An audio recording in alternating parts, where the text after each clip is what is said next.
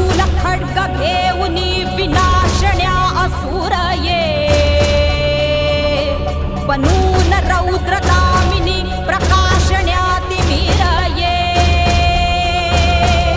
प्रतीक नारी शक्तीचे वैष्णवी महेश्वरी तुझाच अंश राहू दे सदैव माझ्या अंतरी